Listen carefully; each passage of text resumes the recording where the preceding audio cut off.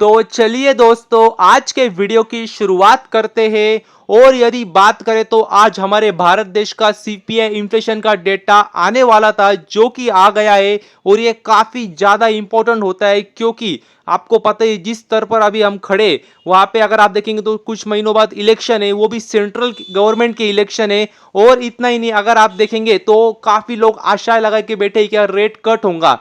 तो rate cut के लिए भी अगर आप देखेंगे तो जो इन्फ्लेशन के पॉइंट मतलब इन्फ्लेशन के जो डाटा आते हैं, जीडीपी के डाटा आते हैं, वो काफी ज्यादा इंपॉर्टेंट होते हैं। अगर वो कंट्रोल में होंगे तभी हम जाके रेट कट के मतलब सच में रेट कट कर पाएंगे। और यदि मतलब जितना जल्दी रेट कट होगा उतना जल्दी अच्छी बात मतलब मानी जाती है, क्योंकि शेयर मार्केट के हिसाब से भी, क्योंकि मतलब उतना माना जाता है कि जितने जल्दी रेट कट होगा, जितने ज्यादा हम बढ़ाएंगे रेट, तो उतना ही अगर आप देखेंगे तो जो इनफ्लो होगा शेयर मार्केट में और भी बढ़ेगा। तो वो भी काफी जरूरी हो जाता है कि कब रेट कट होगा। और अगर जैसे ही रेट कट होगा वैसे ही कह सकते हैं भारत के मार्केट के लिए, शेयर मार्केट के लिए कह सकते हैं काफी अच्छी बात मानी जाती है।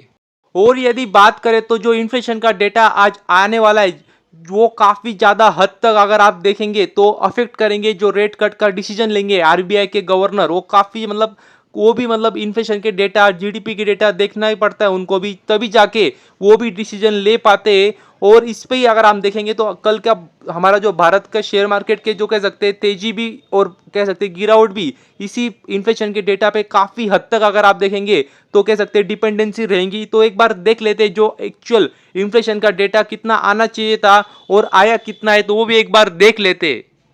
तो देख सकते हैं दोस्तों, अगर आप देखेंगे सीपीआई मतलब कंज्यूमर प्राइस इंडेक्स का अगर आप डेटा देखेंगे इन्फ्लेशन का, तो देख सकते हैं जो अनुमान था, फोरकास्ट था जिसका इतना आ सकता है, वो था 5.09%।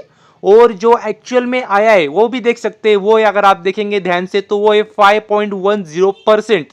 तो देख सकते हैं जो अनुमान था उससे ज्यादा आया है। तो भले ये हरे निशान में, लेकिन हरे निशान को देख के खुशी नहीं मनानी है, क्योंकि अगर आप देखेंगे तो ये जितना कम हो मतलब अनुमान से भी अगर कम हो तो ये काफी अच्छी बात मानी जाती है।